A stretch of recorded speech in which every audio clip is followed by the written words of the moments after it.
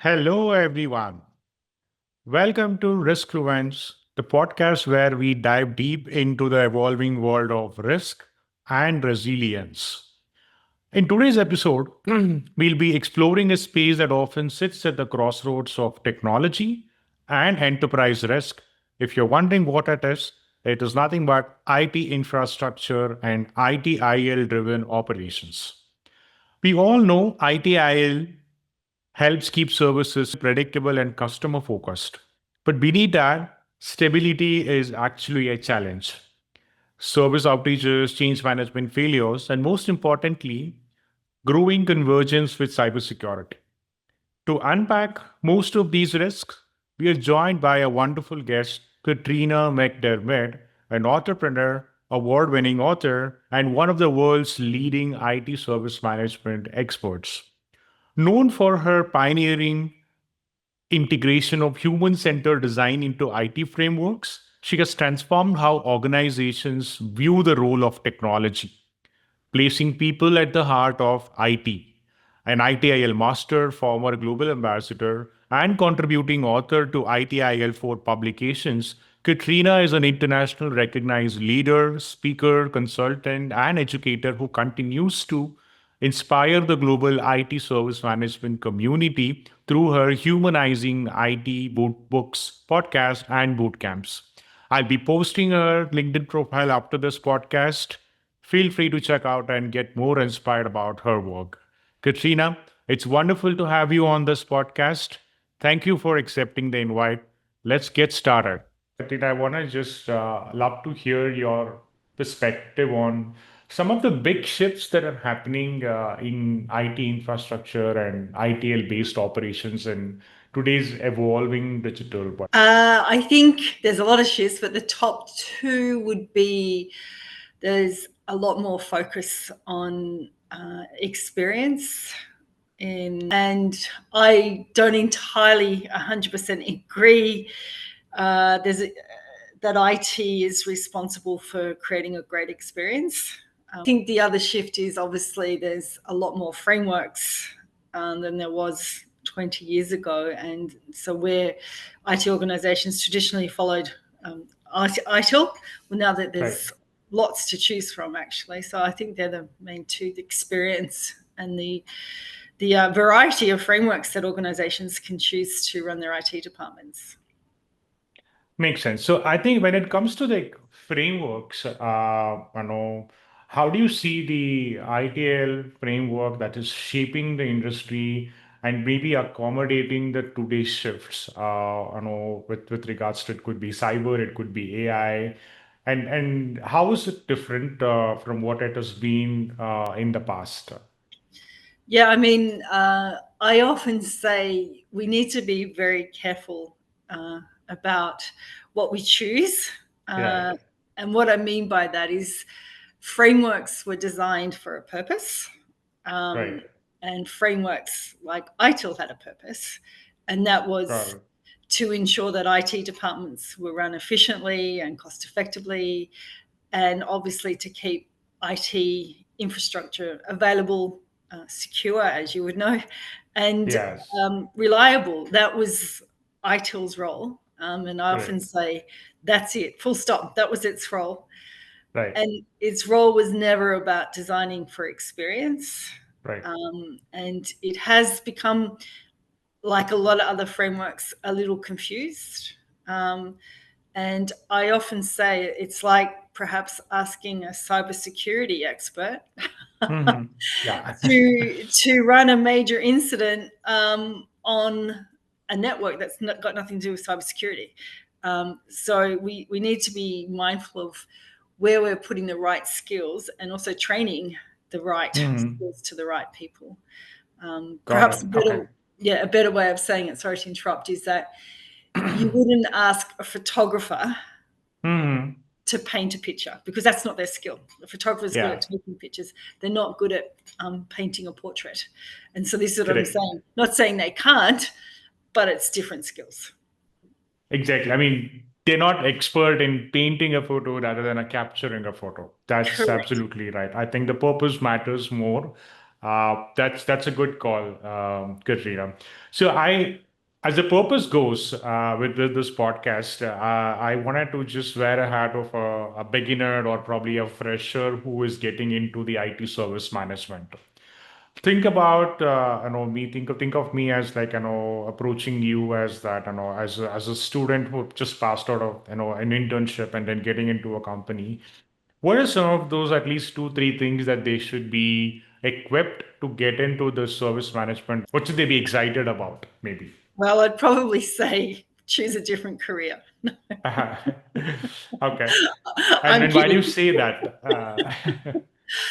Because, I mean, make no mistake, it's very Uh, hard and challenging to work in IT service management. And I say that uh, with jest, but also in all seriousness, is that a lot of the time we don't get the recognition right? that we we should get. And again, I often say if it wasn't for IT and IT service management, companies wouldn't run. It's as Mm-hmm. simple as that. But very rarely do we get thanks for that. And most often we get the opposite. We get told that we're not efficient, we're too expensive, we've got to do a restructure to reduce headcount. And as I said, it's very often I hear that, wow, IT is Right. fantastic. But having said that, look, IT has absolutely given me a wonderful career. Um, Yeah. as I said, with its challenges, and and I think today's a really exciting time to enter IT service management, especially as we all know with AI, the landscape will change, Mm-hmm. and I think people saying that it won't change our jobs. I don't think that's a correct statement. I think it absolutely will change our jobs. Um, Right. and so it's a really great time to get into IT service management. And I guess what a lot of people are saying is that I think AI will enable us to do it a lot Yeah. better. Yeah. Mm. Right. So, when you think me as a fresher, that what tools that I can probably refer, or what framework that I can refer, or even probably what technologies that I should be Mhm. knowing of to get into Mhm. this domain. Yeah. I would absolutely, of course, I would say that you should start with ITIL. That always Yep. gives an IT professional really great grounding on Hmm. understanding what IT service management is, the different roles, how IT works, essentially. So, Right. but then, of course, I'm going to say, as well as doing our course, which Yep. is Humanising IT, um, Right. which I might, if I may, give you a bit of an overview of what our Yeah. course is. I was about to, get Mm. to that point as such. So, maybe can I request you to go over what does this humanizing IT is all about, and how different is it from, if ever exists, any other similar frameworks as such, right? So maybe you can give us some overview about this humanizing IT. Fantastic. I will, and thank you for the opportunity. Uh, Yeah. I like to start with that. As I've said, I've worked in IT all of my career, and we all know frameworks like ITIL, Agile, DevOps, NIST, etc. Um, but I had never heard of a framework called human-centered design. And Right. human-centered design is very big. It's a very big framework that most people Hmm. in IT have never heard about. And vice versa, most people that work in design have never heard of ITIL or Agile or NIST. But I started studying human centered design, and I just had this moment of like, why don't we bring this framework into IT? Because what human centered design is, it's a framework that it's an innovative approach to problem solving based on people's needs. And that's a very high level um, description. But basically, companies, big companies and not so big companies, use human centered design to understand their customers Hmm. because they want to obviously keep customers, they want loyalty, they want them to buy their products. So they spend a lot of time understanding customers and building products and services around their customers. Right. And we say in IT that we want to look after our users, but how do we do that? And there is no framework to do that. Right. So what Humanising IT does, it is designed for IT service management, because human-centered design is typically for customers, not Mm-hmm. internal users. So this is specifically for IT, where we teach Got IT it. professionals these wonderful tools and techniques of how to actually design your processes and your services based on the user needs, not based on what we think is good or what we Mm-hmm. think we know about the users. We Got it. part of humanizing IT is really a lot of techniques of understanding users. And quite often I hear we do talk to users or we do understand our users. Well, I challenge that, because just talking to Mm-hmm. users is not really understanding their needs. And as I said, we teach lots of tools and techniques that you can apply directly into your work, and for cybersecurity, for any framework, in fact. Yeah. Got it. So I understand it in a way, if I have to put it in a shorter summary, is that this humanizing IT would complement on top of the existing, frameworks, example, ITIL or any other frameworks, so that it could bring in a human touch to the what actually is already there and more of an objective based frameworks there. That is wonderfully summarized. Yep. Yes. Thanks, Katrina.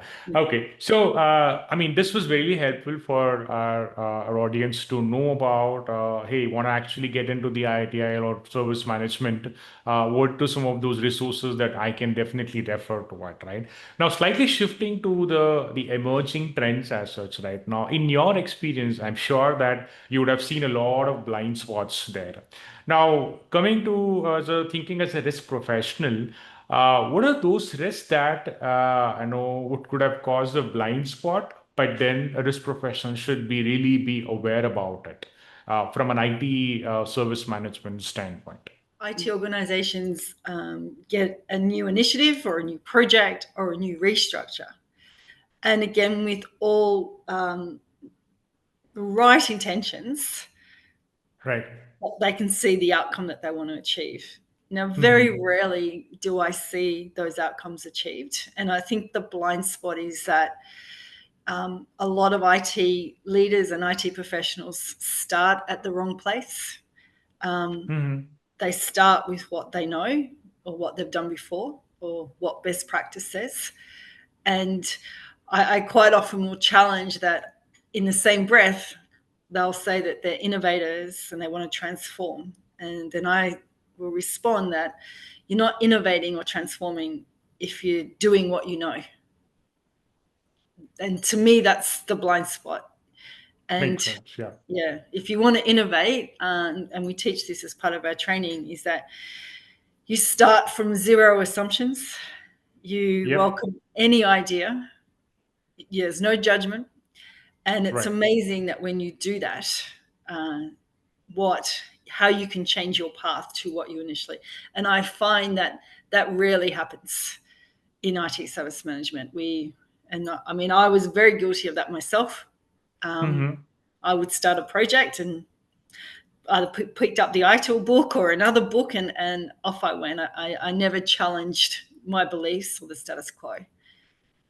Got it. No, that's a good to know. I want to actually share 2 cents from what I have been seeing as a blind spot is usually is that people driven usually they depend a lot more on the frameworks itself versus that they actually looking at their own systems that hey, there is something different from what framework suggests and we need to act differently versus what's there in the framework. And I think the risk professionals should be very aware about of both the things of what framework suggests and what's there in the on the ground, and how they are actually still mitigating the risk by following the framework, because sometimes the on ground team would completely blind about, hey, this framework doesn't tell us this, so we're not supposed to do this, so it's not required as such. But that's a good insight. I think pretty much summarizes about what those blind spots are or should probably be risk professionals be looking at.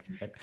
Okay, so I think we want to actually talk about some of the operational risks and how it can be more resilient and by design itself, right?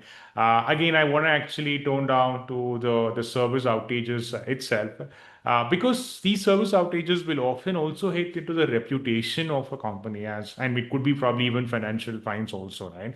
Now, based on your experience or what you have seen in the past as an ITL expert, how can these ITL designs or a service design and continuity planning could help companies to be very sure about that? Hey, if something wrong happens, we are good with making sure that we come back to the a normal state as easy as possible, as soon as possible, because it will have an impact on their reputation. That's right. And then, as I said, that we are not saying throw governance and all the good things that we know in IT service management away, but quite Right, often, when there is a major outage, it was because there was a change. And so right, the change management or change enablement process gets the blame, for want of a better word. And what we would do in that situation is actually say it's probably not the process that it's fault. It's everything around that's at fault. And I can guarantee you it's, and I really don't like the cause as human error. Sometimes I've seen that in hmm, organizations. I don't like that at all. I think that you've got to look at um, why the process isn't working. It's not the hmm, process. It might be because um, the way the contracts are written. It might be right, because, I mean, I can give an example where when we do DR testing but because of contractual obligations or non-obligations, the DR is right, not properly tested yearly. It's only tested a little bit, and it's all these complexities that that come to cause that problem in the happening in hmm, there. So it's never just one thing. And as I said, I always question. It's so many things that could have been prevented along the way, and unfortunately, we have to wait for something bad or catastrophic, heaven forbid, to happen before things get rectified. And I think right. that's a lot of the pattern in IT, that um, because we have constraints called money and people, and I guess people really understanding what IT service management is, to be quite frank. It's not Right. just something bad happens, Right. does it get addressed? And that Correct. frustrates me. Um, and that's about risk, isn't it? Risk acceptance. I mean, maybe some organizations do know it and they accept that risk. Um, Right. yeah. Mm. Yeah, and I think in my past, I've seen companies accept the risk, which they don't even have an idea about what's the impact going to be of this outage as Mm. such, and it's going to be like a quick fix that hey, we want to actually just accept this risk and then probably move on, and then we'll Move figure on. out how to get this done. The other example that I've seen is that these IT service management have been outsourced to a third party where they would have not done a proper due diligence about their own capability or capacity to ensure contain these service outages, and they do not have a proper contractual clauses to protect them from any of the legal compliance issues. So when these outages happens, I quite often see that there is a lot of blame game about that. Hey, this was not us, this was theirs. Yeah. We not kind of, but at the end of the day, customer is kind of be feeling very frustrated about the outages itself, where it could be airline, it could be banking, it could be anything. That's a sad part about these inefficient decisions that gets into these risks at all. But that's a good call out, Katrina. I really appreciate about calling out that what they shouldn't be doing and what they likely should be doing also, right? And again, it puts a more emphasis on some of the key processes like change management, incident management, and all of that.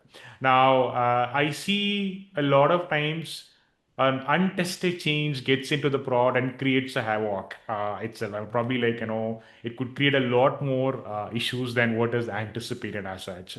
So what are some of those maybe two or three things that you think that you should, the company should be looking at when it comes to like some of these key processes, change management or incident management processes? I think that change management is one of those processes or practices that don't get enough love. Yeah. It's in our training, we actually have a character called Chuck, who's a change Right. manager. And, I think if we personify a lot of people in IT service management, it's hard for them to have a voice as Right. much as they try, because it's a chain of events.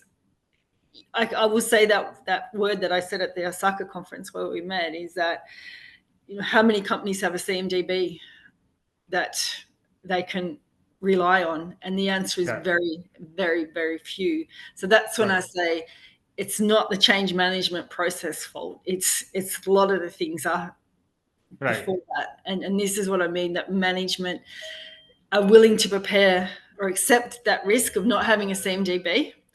But when Mm-hmm. you do that, this Yeah. is a consequence. And I find a lot of IT professionals have become a little bit, I won't say, how can I express this? Not given up.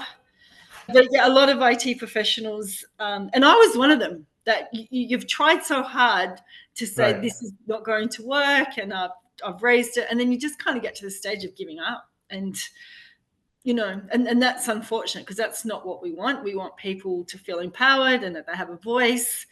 I know. And it's hard, and sometimes I don't know how to answer that. When, as I said, if companies aren't going to invest in what's really required from an IT service management point of view, I often say, don't invest in a new tool, because that's Mm-hmm. not going to necessarily invest in improving those foundational processes first, Right. and then get the tool. Got it.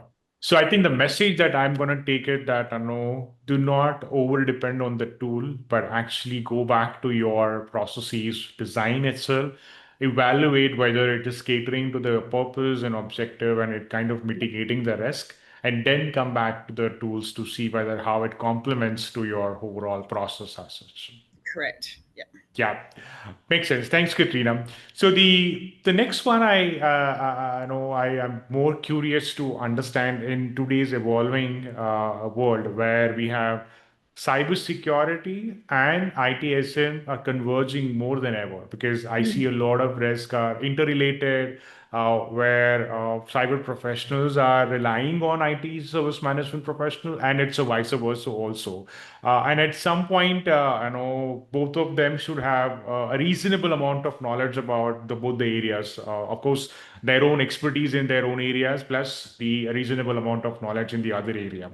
How do you see this shift as kind of, complementing, or does it disturb the rhythm of how each of the processes that it is going as such? Yeah, no, that's a really good point, because I remember working in IT, and I used to write contracts as part of it. And in those days, security didn't really enter my head. Right. You think about all the integrations that we have with service providers, and now I've learned to ask things about the security, about who owns the data, Uh-huh. because service providers have got access to a lot of data, so really tightening that up, and I think that's so important today, especially that, like Humanising IT, that these frameworks really start integrating with each other, because a lot of people in IT are trained in ITIL, and in my day, risk cybersecurity wasn't really taught. It was kind of mentioned. It's a practice Mhm. now, but and so I really love today that it is, and who knows, it might overtake traditional IT service management, because of the reliance that we have on Right. security today. It, and you're so right. In my day, cybersecurity was something new, to be honest. It was more about data security and Right. the like. Yeah. And I completely agree with the fact that what it was practiced in the past, I think I am happy with a lot of companies now, emphasizing on significance of people having a knowledge about both the areas there so that they know what that they're gonna develop a code and where it's gonna impact, which part of the area within their own companies. I think I'm glad that they are integrating the processes so that they are evolving together and not just in silos. So that hey, that's not my job. I know it's your job, sort of a But thing, it right? would be nice, and I do see it, but I don't think enough, rather than Yeah, integrating the processes, right, integrating the people, because correct, a lot of the time the risk and compliance and cyber sit in a different area right. to IT service management. And so, as I said, integrate the people and the culture, because I think it is a different type of a culture that exists within a risk management team.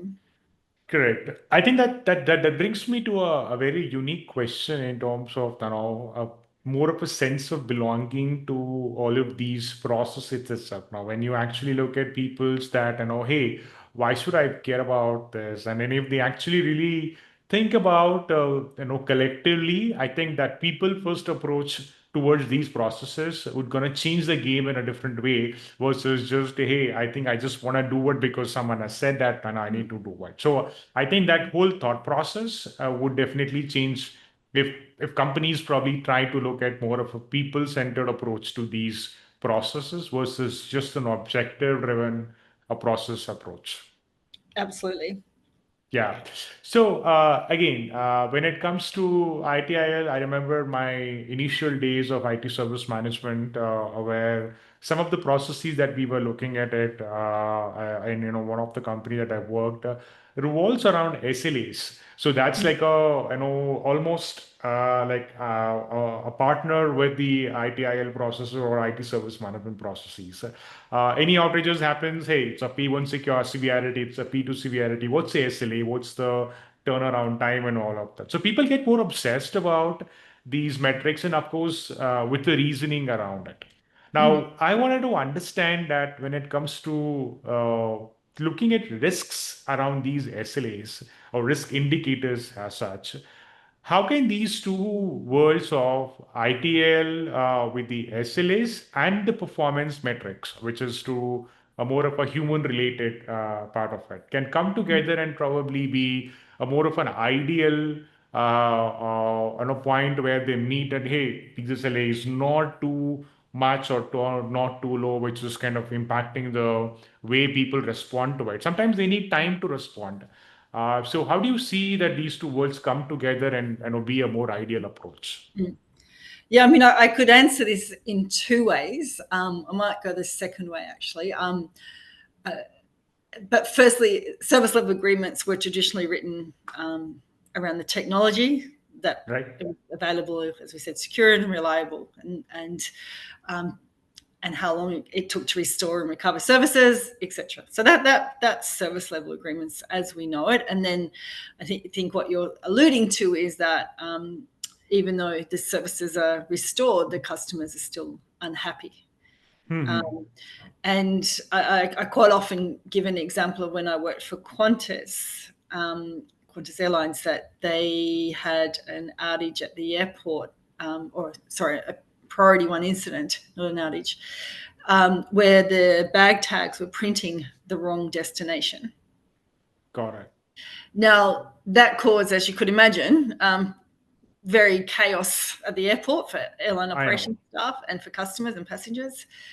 However, the SLA from that supplier the following month was green. And why was it green? Because the system was available and Okay. it was printing response times, all that. So all the SLAs were met, but Hmm. the experience was very poor. Right. And that's a good example of how, and I was one of them, designed service level agreements based on technology, not based on how people react and how operationally they were impacted, etc. Right. And that brings me to a concept that a colleague in our industry, I'm not sure if you've heard of him, called Rob England, Hmm. has written a book called, oh my gosh, I've had a blank. standard plus case. Sorry, standard plus case. Sure. Right. And I love it. And I think it's one of those we should be doing this anyway. And what the premise is that when we write service level agreements, we Mm-hmm. say that for a priority 1 incident, it has to be recovered in an hour or 2 hours. If it's a Got priority it. 2, we Mm-hmm. say 4 hours. And what Rob says is that how can you possibly know something is going to take that long to fix? And Yep. I like to give an analogy in that if we get picked up for speeding, we're driving and we're speeding, we get given a ticket and we know the process. We know that process. But it's like if someone gets charged with, bear with me, a very serious crime like a Mm-hmm. robbery, we don't know how long that's going to take to solve. And Got so it. you're asking service providers to commit to something that they possibly cannot foresee. And so what happens is they sign up for this and knowing that and then I've been involved, that you probably won't. So it's kind of what Mm-hmm. I'm saying, it's kind of ludicrous. And I agree. So for those incidents that we don't know how long they're going to take, we call it a case. Right. And we treat it very differently. And we still have SLAs on it. We're not saying don't worry about it, but it's a Right. different approach Right. versus if it's an incident, even a P1 that's happened before, it's Right. standard. We know how to fix it and we will guarantee an hour. And I really, really, as I said, I really love that approach to looking at how to do SLAs very differently because you're asking someone to promise something that they Right. can't. Yeah. Correct. Right. And I can also probably relate to some of the key sectors like, financial sectors or aviation sectors. Now, when these incident happen in any form, like, it could be delay on flight or it could be a delay in transactions or, the Mm-hmm. servers are down and all of that. I think, they will have their own reasoning in terms of why these SLA even exist or probably why they are answerable to this. But having said that, I think I have like two approaches to look into those SLAs that could possibly be meeting a performance metric which is acceptable to anyone on the other end who's resolving those incidents. Is that one approach is that make it more realistic that just because that any incident is P1, you can't relatively say just 1 hour that you have to probably resolve all of them. Yes, it's needed, but do we have a capacity to do that? If not, maybe you should try and find a solution that yes, we need a 1 hour, but I think we don't have it, so we'll have to find something else instead of putting someone who can't resolve in 1 hour. So that will probably put the people experience to resolve those incidents in a poor state there. The other one is that design a process in such a way that you will have as less incidents as possible, so that Yes. you don't have to go back do a firefighting after an incident happens as such, so that at least you can sleep peacefully that, hey, I have for some systems working in my background if some incident happens, and then I can jump in, because it's gonna be have like a defensing me. Oh, that's a good thought, Katrina. Thanks a lot. Now, when we look at these risk indicators as such, right? What are some of those human-centered risk indicators that you can think of in this evolving or ever-changing IT service management to monitor these IT service outages or probably even into getting into the framework? Can you shed some light on some risk indicators itself? I guess it's what you were saying earlier, that if you don't design processes or recovery strategy or tactics with people Mhm. at the heart of it, Right. you're setting yourself up to fail in the beginning. Um, Right. and I mean, if I sort of go back to quite a simple example, if you, and this is where all the nice processes should come together, called IT service management. Hmm. If we have a major incident or priority 1 incident, I've seen this on more than one occasion. It's because the license has expired on some server somewhere, and this is where the processes aren't working or orchestrating together nicely, and so that risk factor about making people feel enabled in the whole Right. environment is really, really important. And it's not just, as I said, I mean, I see this quite often is that IT professionals will write a process Right. and then that they're done. That's it. Got And it. thinking that that's the process. Now, that is not the process. I say that's words on a page. Right. Um, so I say to process owners or practice owners, have you ever watched and asked a user or a colleague to walk Mm-hmm. through your process? And the answer is invariably no.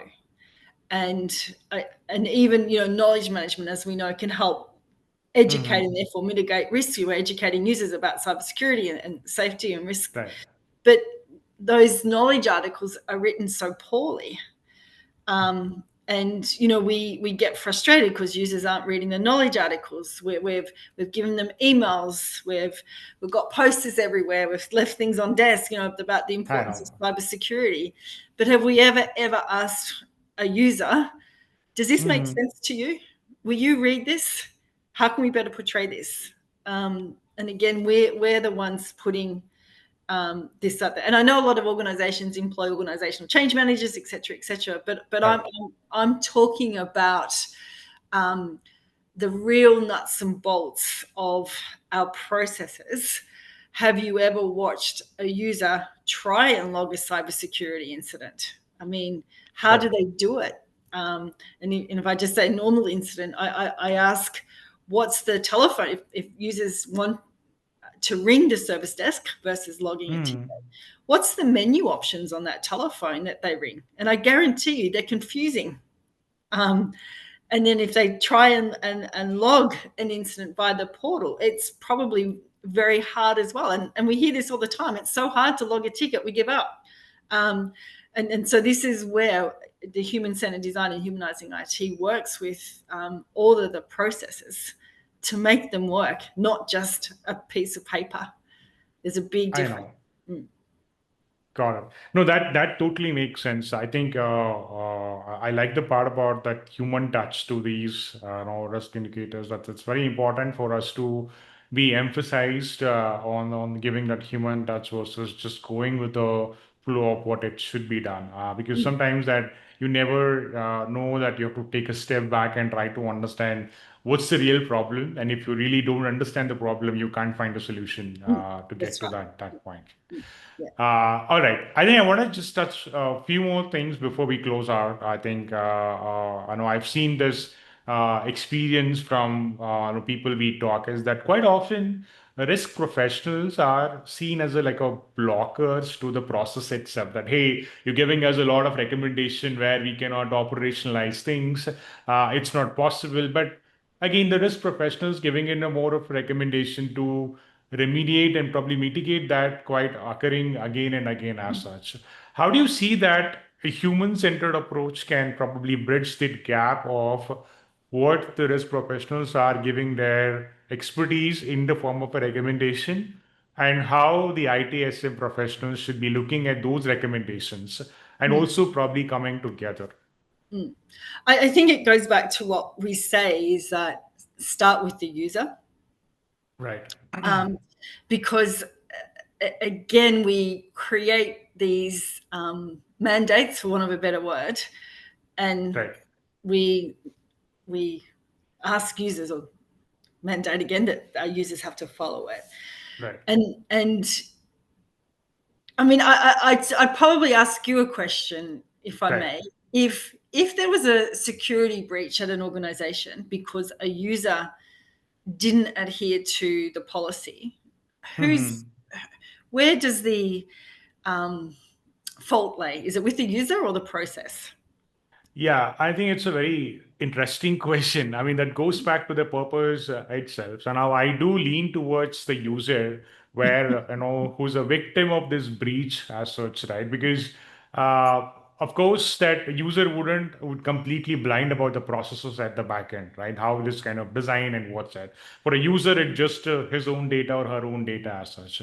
But if it's breached, the very first line is the company itself. But if I look at it from a risk professional standpoint, obviously, like I know I would probably make a company as a more accountable that, hey, this is actually impacting the your reputation outside, and this is also impacting the way people also respond to the risks inside the organizations also when these things happen. So it's, I think, the answer lies in the point where you stay and look at it. If I'm a user, I'm going to blame the company for not making it my data secure enough. But at the same time, from a risk professional standpoint, I look at the data, but I look at it one step ahead. Is also I look at the processes which is securing that data as such. Yeah, and I think, and what I should have said also at the beginning of this podcast, like IT service management, we do a great job, and Right. very rarely do we get recognized. It's very similar to what you guys are doing. I mean, especially today, I think you guys are the unsung heroes in keeping organizations alive, essentially, because I think to your point, a lot of users do not understand the risks that every organization is probably managing cybersecurity risks as we Right. speak. Like, it's Definitely. it's Yeah. it's scary, and you guys are keeping us safe. And I think what would be really good is that to promote that as self, that you guys are the good guys, not the bad guys. And and I think that it's so much complex today, cybersecurity, than it was 10 years ago, because the bad guys are smart now, aren't they? They're getting smarter and smarter and smarter, and it's harder for the good guys to keep up. And that's where I think that if we acknowledge what you guys do, and I think, because as I said, I don't think a lot of users appreciate the complexity of keeping Makes organizations safe and sense. secure and protected. Yeah. Yeah. Yeah. Thanks for those kind words about the risk professionals, Katrina. It really, emphasizes the importance of risk professionals in any company it could be, right? So it's important that, someone, a second pair of eyes is always looking into the risk around these processes and, add value through their risk insights to the stakeholders as such, Yeah. right? So now that brings me to a last question. I know we've just left with another few minutes here. So if you could actually leave risk professionals with one key takeaway about navigating ITIL and IT infrastructure risks, that what it should be. As observe how users are following your processes. Okay, That I honestly, I mean, I we did humanizing IT training in a big hospital in Australia, and we had all the security guys in one class. And now this is got a it, true story. And got they it. said they get frustrated with the nurses Mm-hmm. because it's so easy to change passwords, Got but it. the top calls to the service desks are still password resets. Right. I know. And and so I got a nurse at lunchtime, and I asked, would you mind coming into my training and explaining your challenges? And it was probably one of the most powerful moments of my career to see these cybersecurity guys just sitting there and listening to the nurse, and how difficult she felt to use the app for MFA. And that was the Right. first time they'd ever spoken to one of their users. And it completely, Hmm. so that's what I asked. Just put a human-centered lens on it. And as I said, we respect that you have to have process and governance, especially what you do, but make it more human-centered. Definitely. All right. I think that brings to the end of this podcast, Katrina, and it was lovely talking to you and learning about a lot of insights that what you shared on this podcast. So I think I'm probably more learned person about IT service management. Today after having a conversation with you about what are some of those challenges, objectively, and more importantly, I think how can the human touch could possibly change the game altogether in terms of how people look at the IT service management. Thank you, and wonderful to have you on this definitely podcast for sure. Thank you so much for the opportunity. Thank you.